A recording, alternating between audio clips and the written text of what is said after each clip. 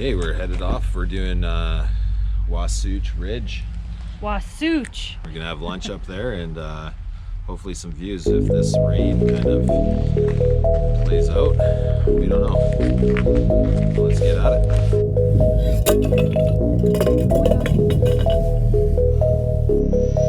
Just because we're out here doesn't mean we can't be civilized.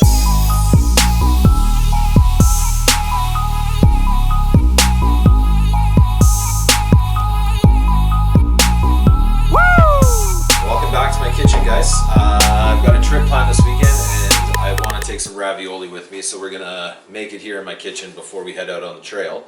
Amanda's been at home for a couple days, so I'm gonna make her some vegetarian ravioli. So I'll walk you through those steps. It's not too hard. Don't be afraid of it.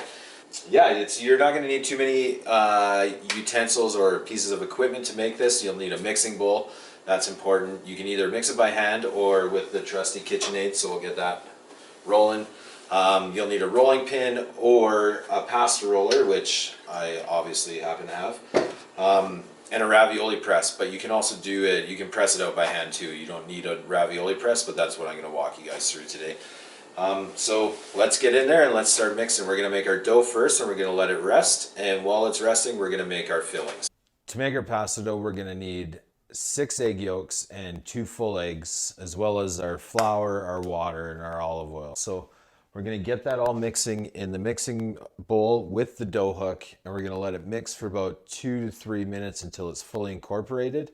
And then we're gonna let it mix probably for about 3 or 4 more minutes just to kind of work the dough together. We've got our pasta rolled out and we've been kneading it. Now Nona used to have to do this by hand. What we're gonna do here is we're gonna put it in a Ziploc bag, throw it in the fridge and let it rest for about 6 hours. While this is resting, we're gonna make up some fillings for the ravioli.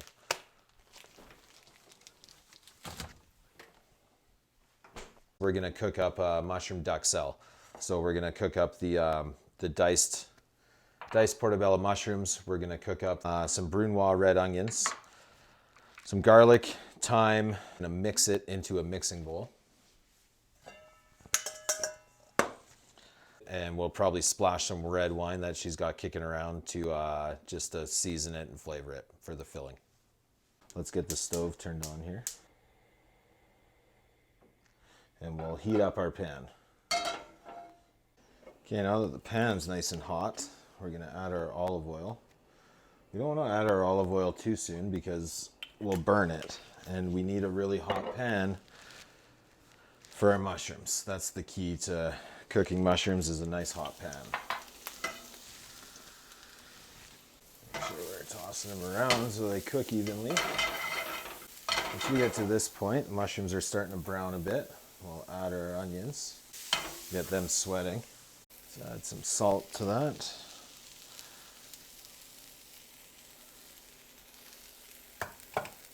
And of course some pepper.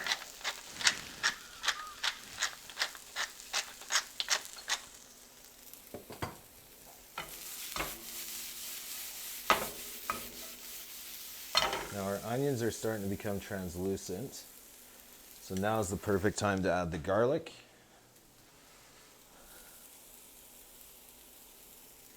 I'll give it a toss around.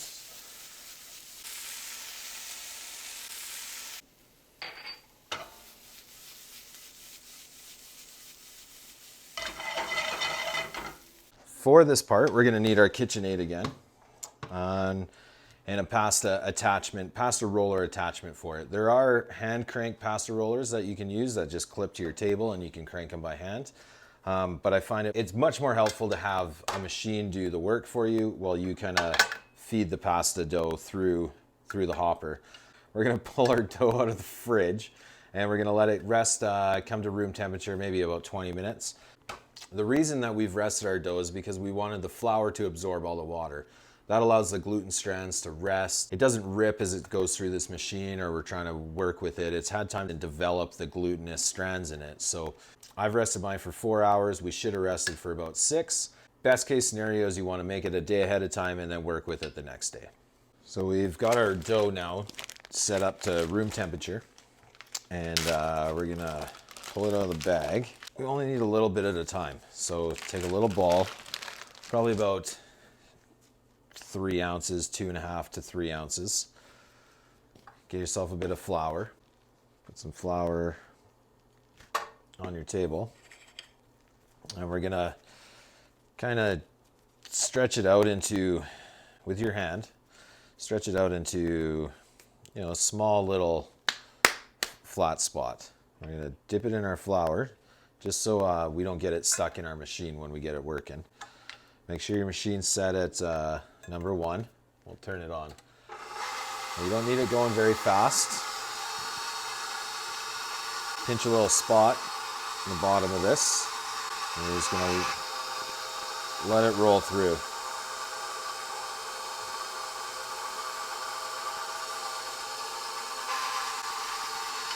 Beautiful. So do that again.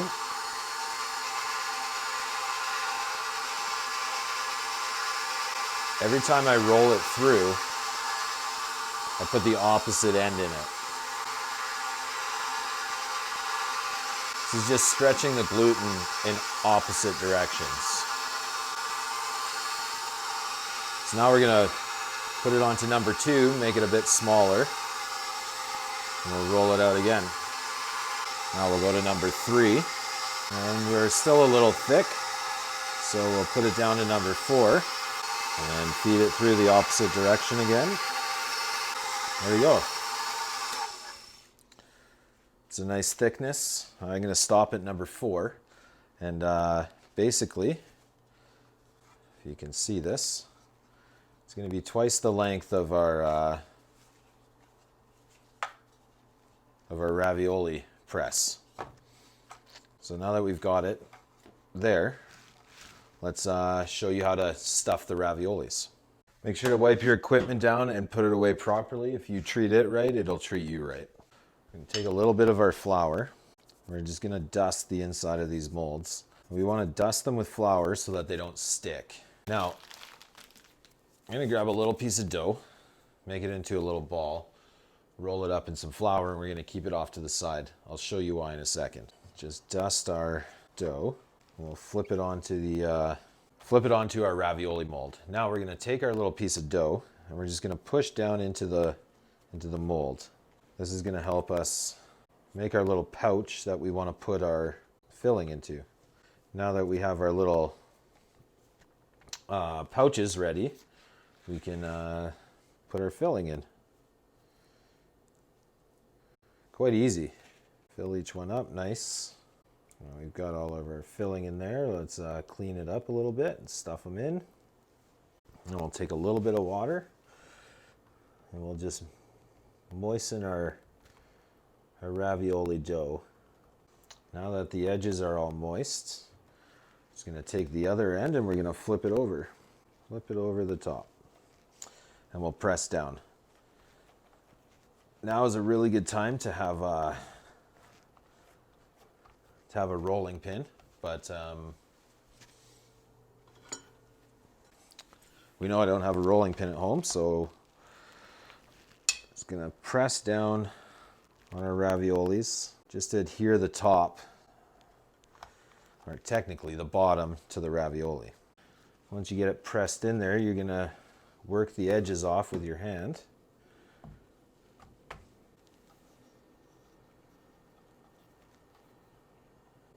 Now we're going to pull our raviolis out.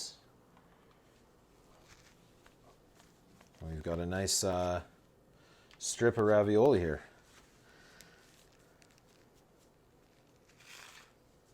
Now we're going to cut them out, put them in the freezer. Once they're frozen, then we can boil them up and cook them. Very easy. Okay, so I'm going to cook lunch for me and Amanda today. I made some raviolis, which you saw, and I'm just going to rip through cooking it, and we're going to have a nice little trailside snack.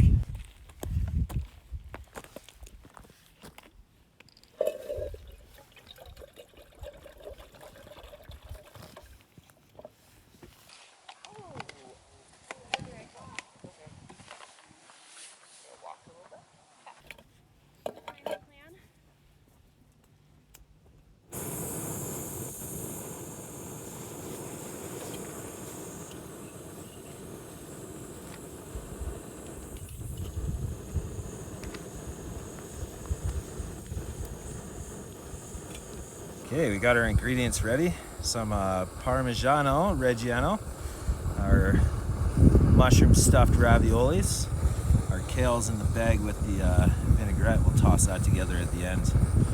Just waiting on our water to boil so we can eat lunch in this beautiful place.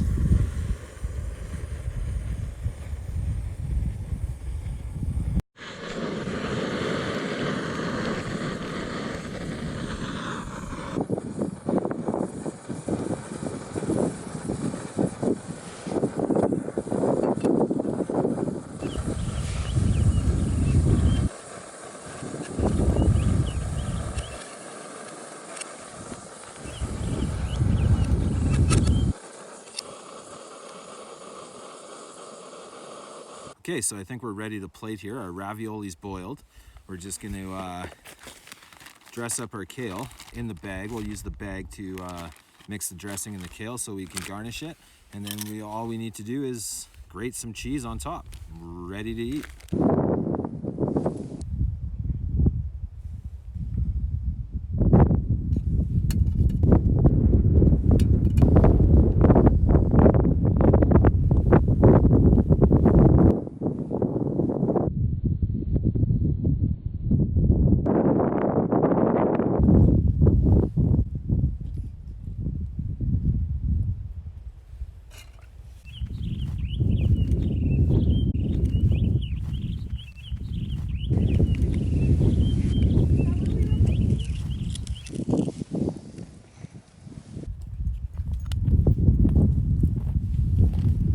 Mushroom ravioli with kale and honey truffle vinaigrette.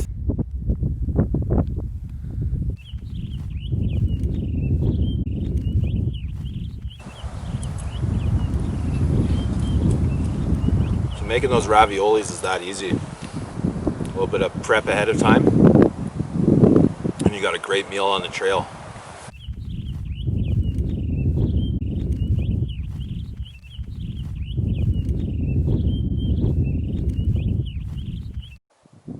Okay, make sure to subscribe to my channel if you like seeing some gourmet meals on the trail. You know, a little bit of prep ahead of time and you've got a fantastic meal that's, you know, takes 10 minutes to cook while you're up here. Thanks for watching and don't forget to subscribe.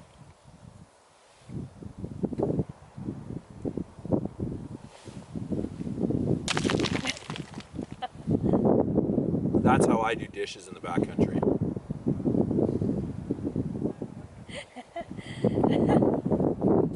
We're vlogging! Are you taking pictures of me? Yeah.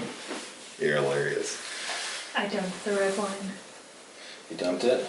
Maybe we should open a new one. Yeah, if you want to. Woo! Retirement!